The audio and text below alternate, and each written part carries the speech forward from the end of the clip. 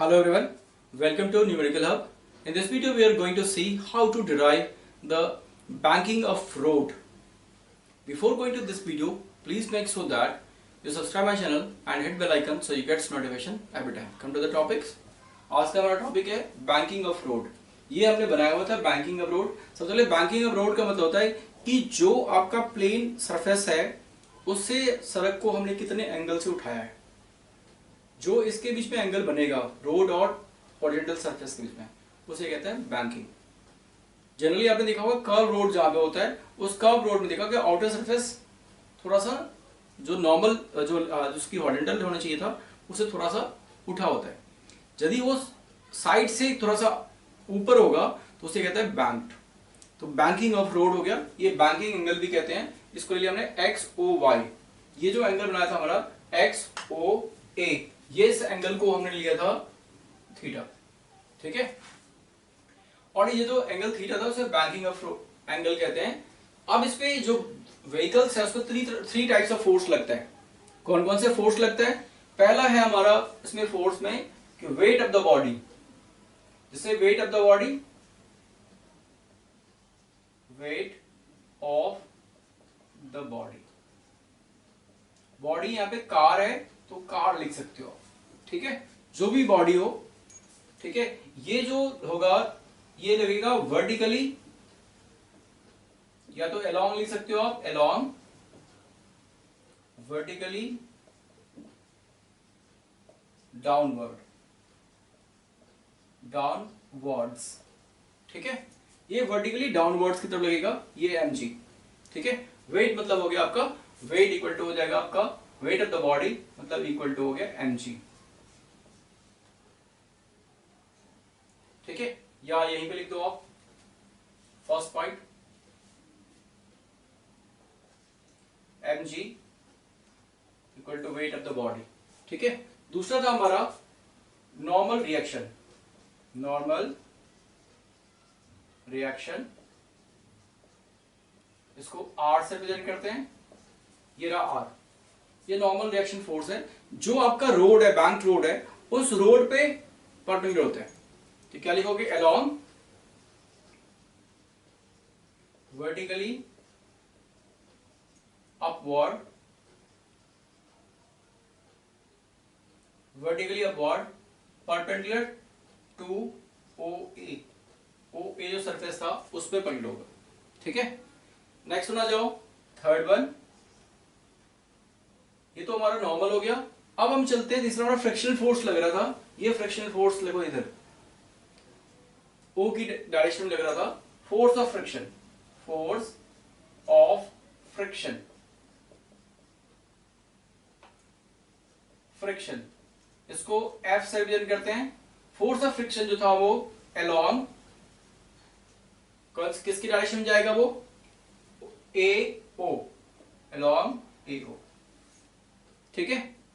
Three types of force लग रहा था, wait of the body, normal reactions and force of friction. ये तीन तरह के फोर्स आपको यहाँ पे अप्लाई हो रहा है. अब क्या करेंगे हम? इसी का एक डायग्राम यहाँ पे बनाता हूं. क्या करना है? इसको थोड़ा सा नीचे बना लो.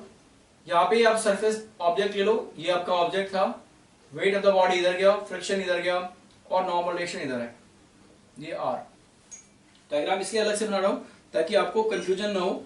थोड़ा सा हौच-पौच होगा डायग्राम. ओ ए.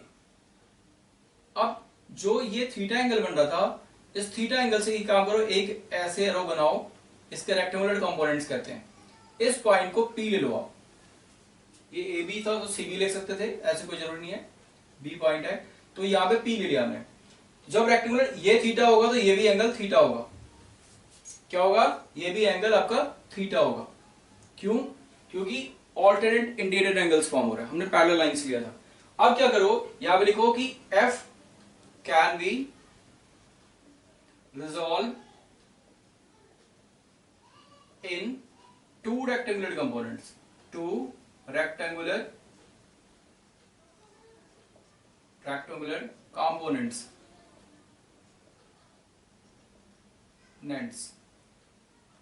Two rectangular components. कौन कौन से कंपोनेंट्स है आपके? एक तो था आपका एफ कॉस थीटा और दूसरा था कितना आपका F sine theta, F sine theta. अब इसकी डायरेक्शन लिखना है आपको कि जो एफ कॉस थीटा क्यों लगा, थीटा से जो अटैच साइड है, जो थीटा से अटैच होगा साइड, उसमें कॉस थीटा होगा। मतलब ये जो आपका डायरेक्शन जा रहा था ये होगा आपका एफ कॉस थीटा, और जो थीटा से अटैच नहीं है ये होगा एफ साइन थीटा। ये नीचे भी लिख सकते हो, ऊपर भी लिख सकते हो, कोई दिक्कत नहीं है, ठीक है। एफ साइन थीटा, चाहो तो आप एम जी को नीचे लिख दो, एम जी, यहाँ पे F cos theta, F sine theta और यहाँ पे एम जी, ठीक है। तो इसकी लिख लो आप, इस पॉइंट को आप ले लोगे, मान लो कि बी था, सी पॉइंट ले लिया हमने, तो ये होगा पी सी की तरफ जा रहा है, अलोंग पी सी पी, सी से लेके पी की डायरेक्शन, और ये जा रहा था अलोंग वर्टिकली डाउनवर्ड वर्ड्स, ठीक है, वर्टिकली डाउनवर्ड्स एमजी की डायरेक्शन में चला जाएगा, ठीक है। अब आप करो, दोबारा लगाओ again, R also can resolve in two rectangular components.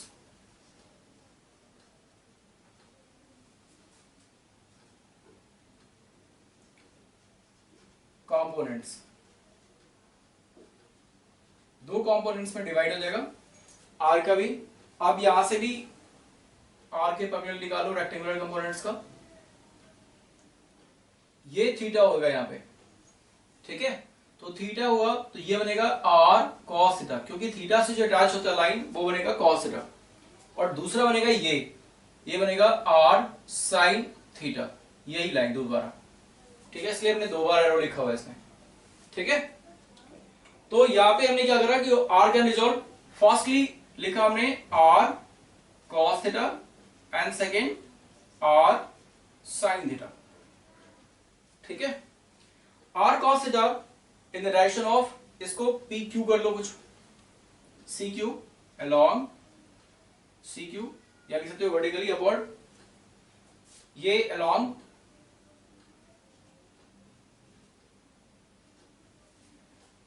दूसरा था हमारा कि अलोंग सी पी, सी से लेके पी की तरफ, ठीक है।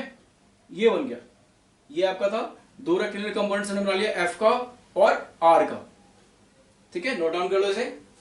उसके बाद इसके आगे बताता हूं, अब क्या करेंगे, कुछ बैलेंस कंडीशन है, कार यहां पे है, कार इस पोजीशन से ना तो ऊपर उड़ रहा है ना तो नीचे के डाउन में जा रहा है, तो इसका मतलब वो क्या हो गया, इक्विलिब्रियम पोजीशन में, बैलेंस कंडीशन में, ठीक है। तो कार यदि बैलेंस कंडीशन में होगा तो इसका मतलब होगा कि जो डाउनवर्ड फोर्स लग रहा था और अपवर्ड फोर्स लग रहा है वो दोनों बैलेंस कंडीशन में होगा।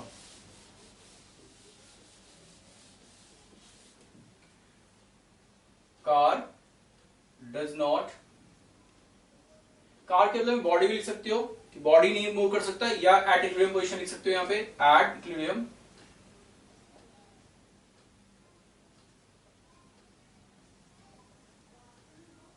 एट इक्विलिब्रियम पोजीशन पे जो हमारा अपवर्ड फोर्स था वो डाउनवर्ड फोर्स के बराबर हो जाएगा। अपवर्ड फोर्स लग रहा था R cos theta equal to F sine theta plus M into G, ठीक है। देखो डाउनवर्ड फोर्स दो लग रहा है, जी और यहाँ पे एफ साइन थीटा, और अपवर्ड में केवल लग रहा था आपका आर यहाँ पे कॉस थीटा, ठीक है। ये क्यू पॉइंट अलग है, ये पॉइंट को हमने क्यू लिखा हुआ था, ये क्यू को मत देख डाउन करना, ठीक है। तो ये दोनों डाउनवर्ड फोर्स अपवर्ड फोर्स के होगा बैलेंस कंडीशन में, क्योंकि कार ना तो ऊपर जा रहा है ना तो नीचे जा रहा है, इक्विलिब्रियम पोजीशन पे। इसके बाद क्या करो, R cos theta equal to F की बदला में लिख दो ना mu S R sign theta plus M G, F equal to होता है mu S R, F equal to क्या होता है, म्यू एस आर, ठीक है। दूसरी बात, अब इसको क्या करो, लेफ्ट साइड ले लो, R cos theta minus mu S R sign theta equal to M into G, R cos theta यहाँ पे r कॉमन ले लो आप। पहले हमने क्या करा, इसको लेफ्ट साइड लाया, अब r कॉमन ले लोगे तो क्या बनेगा यहाँ पे cos theta minus mu S sign theta equal to m into G. Okay, अब इसको नीचे ले आओ, डाउनवर्ड ले जाओ नीचे में, तो क्या होगा r equal to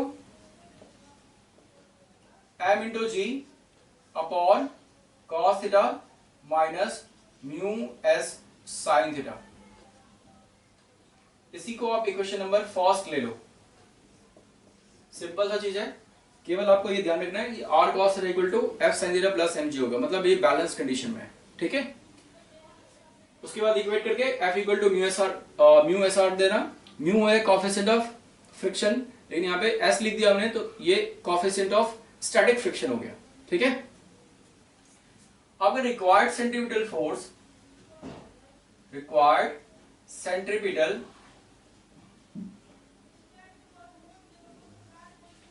force provided by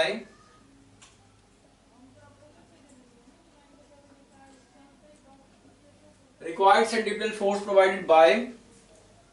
अब देखो जब भी कोई बॉडी सर्कुलर पाथ में मूव करता है तो उसको सेंट्रीपिटल फोर्स की रिक्वायर्ड होगी, और वो सेंट्रीपिटल फोर्स कौन प्रोवाइड कर रहा है, वो सेंट्रीपिटल फोर्स आपको जो प्रोवाइड कर रहा है वो प्रोवाइड कर रहा है ये r sin theta plus f cos theta, ये दोनों मिलकर प्रोवाइड कर रहे हैं, दोनों लग रहा है सेंटर के टुवर्ड्स में। ठीक है, देयरफॉर क्या होगा r sin theta plus f cos theta equal to m v square upon r। ये सेंट्रीपिटल फोर्स का फॉर्मूला होता है m v square upon r। तो सेंट्रीपिटल फोर्स का फॉर्मूला हो गया। ठीक है, अब क्या करो, यहाँ पे r sin theta plus f के बदले लिख दो mu S R cos theta equal to m v square upon r। यहां पे हमने f के बदले में फिर से म्यू एस आर लिख दिया। क्या लिख दिया, म्यू एस आर। तो ये हमारा फॉर्मूला बन गया। अब क्या करेंगे, इसमें से फिर दोबारा r कॉमन ले लो।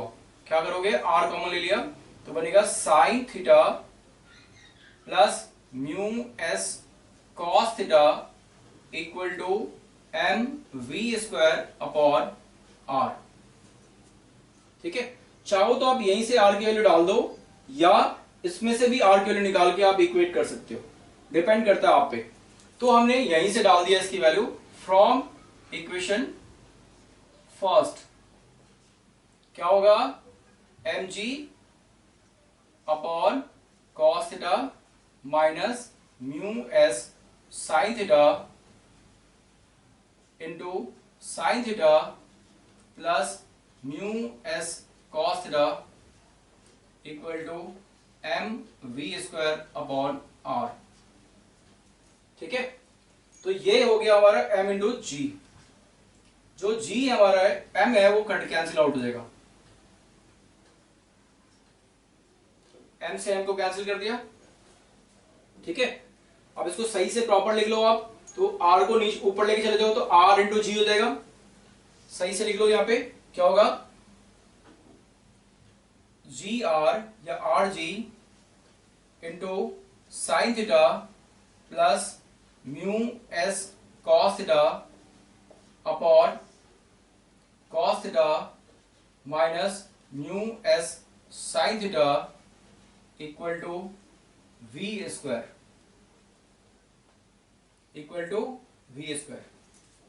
ठीक है, अब ये हमारा हो गया फॉर्मूला। ठीक है, इसमें से क्या करोगे आप, v की वैल्यू निकालनी है, तो v की वैल्यू निकालने के बाद क्या करोगे आप, इसे यहां पे स्क्वायर हटा के पे रूट लगा दोगे। चलो हम थोड़ा सा फ्रेश कर लेते हैं इसको।